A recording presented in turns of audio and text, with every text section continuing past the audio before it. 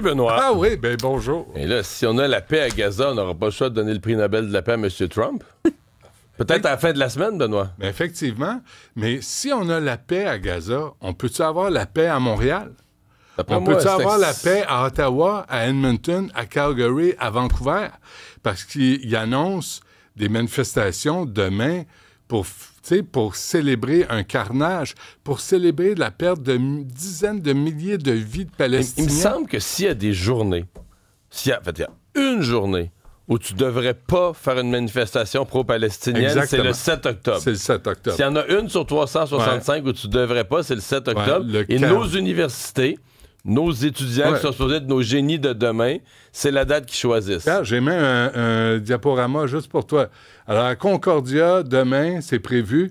McGill, Concordia, Cégep for Palestine. Ça, c'est des manifestations pacifistes avec les affiches. Ouais, c'est ça. À 7 h demain soir à la Place des Arts. Puis il y a aussi l'image, la prochaine aussi à Edmonton. Vraiment, vous allez... Regarde ça, là. Là, on en fait un party. Il y a eu un carnage de 1200 Israéliens. Des femmes violées, des gens brûlés vivants, assassinés, torturés, humiliés. Et là, on va tolérer ça. On célèbre ça. T'as-tu entendu notre ami Fadi dire « ça se passera pas à Montréal ». As-tu entendu... La liberté de manifester est garantie par la Charte. C'est un droit fondamental. Même manifester en faveur d'un groupe terroriste reconnu par le Canada, même manifester avec des messages haineux, on est rendu à permettre ça. Permettre ça à travers le Canada. Je suppose, est-ce qu'on aurait pu manifester aux États-Unis pour souligner, mettons le 11 septembre 2002, pour souligner que c'était un bon geste de la part des terroristes? Mais c'est un peu ça, là. C'est exactement ça. Mais là, on va manifester pour ça et on va le tolérer. On est une société de flancs mous. On le tolère. Jamais on tolérerait ça ailleurs. Nos étudiants, supposément l'intellect de demain, font la grève pour souligner la... Il y en a 46 000 en grève demain. Oui. Mais est-ce qu'ils comprennent vraiment le fond de tout ça? Est-ce qu'ils comprennent vraiment le fond? Oui. Ben moi, je pense que, de toute évidence, non.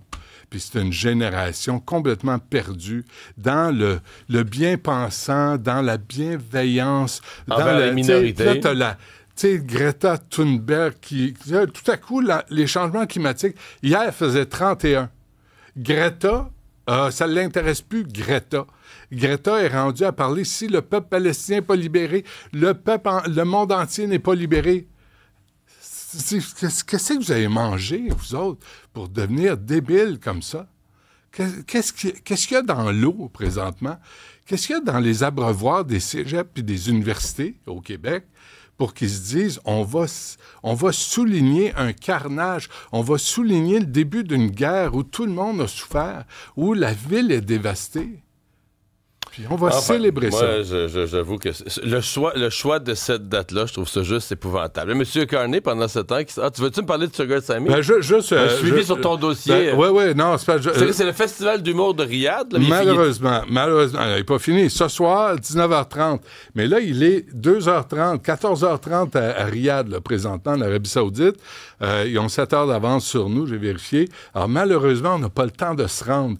Mais quel spectacle extraordinaire qu'on va rater, tout le monde ensemble, parce qu'il y avait des groupes... Le Riyad Comedy Festival. Yes, sir. Tu sais, en Arabie Saoudite, où je n'ai parlé, là, il y a eu des exactions, les opposants politiques sont tués.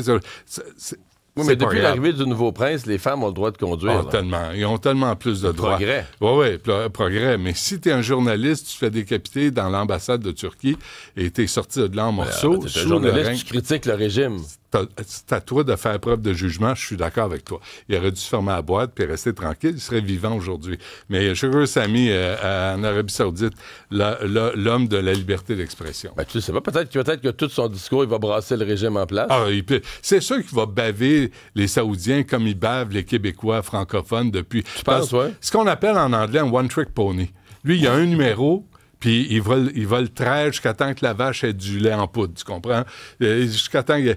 Là, s'il peut vomir sur le peuple québécois, francophone va le faire. T'es-tu en train de laisser entendre qu'il va être plus doux avec le régime saoudien qu'il l'est avec les Québécois? Je suis sûr qu'il va être aussi baveux et sarcastique on va surveiller avec le prince. Mais il y a des règles, je te rappelle, il y a des règles au Festival d'humour de Riyad. Tu peux pas humilier le royaume, ni le prince, ni le... Tu peux pas faire... Il y a des règles. Ce qu'on n'a pas au Québec. L'humour, tu dois pas te restreindre. L'humour, c'est un acte de liberté, Benoît. Ah, selon Mike Ward, mais selon l'Arabie Saoudite, non. Il y a des règles à suivre. Puis, dans le fond, tu peux juste rire des femmes. Tu comprends? Une fois, c'est une femme en burqa, comprends-tu? Puis ça, c'est correct. Mais même là, il y a un aspect religieux à ça. Évite ça. Une fois, c'est une animatrice de télé, comprends-tu? Là, tu peux rire. Isabelle, on peut rire d'elle. Il y a beaucoup de choses à rire, par contre. C'est ça, quand t'es misogyne, oui, c'est facile. Bon, M. Carney s'en va à Washington, lui. Oui. T'es-tu confiant? Il s'en va équipé là. Je lisais dans la presse, tu sais, des fois la presse, hein? Pas fiable, ce monde-là. Mais il donnait des chiffres sur les tarifs. C'est pas reluisant. On aurait perdu 86 000 jobs depuis l'arrivée de M. Carney. Je dis ça, je dis rien, là. Oui, je veux juste souligner. Tu sais, le président américain a imposé de nouveaux droits de douane, on le sait, 10 le bois d'œuvre et le bois importé, 25 sur les meubles en bois. À compter ça, c'est du récent. 14... Ça, c'est ceux qui ont rajouté là, il y a quelques semaines. Là. À compter du 14 octobre, c'est pas fini. Le bois canadien fera l'objet de tarifs de 45 Et M. Carney continue à dire 85 de nos exportations, il n'y a pas de tarif, là, tout va bien. M. Carney ne va pas là les mains vides. On lui a dit là, pour aller négocier avec Donald Trump, prépare-toi. Apporte-toi des genouillères, contours économiques, parce que on veut. M. Carney, il n'est pas gros, hein? Il est un peu freluquet. Tu penses qu'il va se mettre à genoux? Moi, je fais juste dire ce que j'ai lu, là. Il s'apporte des genouillères pour aller négocier avec Donald Trump. Tu sais, genre, s'il vous plaît, pas d'autres tarifs. On s'entend, Benoît, que M. Carney a baissé les attentes, là. Juste au niveau du choix de langage. Je te rappelle qu'à l'élection, on parlait d'obtenir un accord global sur l'élimination des tarifs. Bien sûr. Un accord où t'es coudes dans l'air, là, les gens. Et c'est... Les coudes. Elbows up. Elbows up. Un accord global sur la sécurité, l'élimination des tarifs. Ouais. Là, maintenant, on dit, on pourrait peut-être aller chercher des petits accords sectoriels dans des secteurs importants pour diminuer, on ne va plus d'éliminer les tarifs, pour diminuer les tarifs un peu. Arrête, tu perds ton temps. Donnons le 51e État. C'est tout. C'est ça qu'il veut, Donald. C'est ça qu'il veut. Parce qu'il va parler de ça?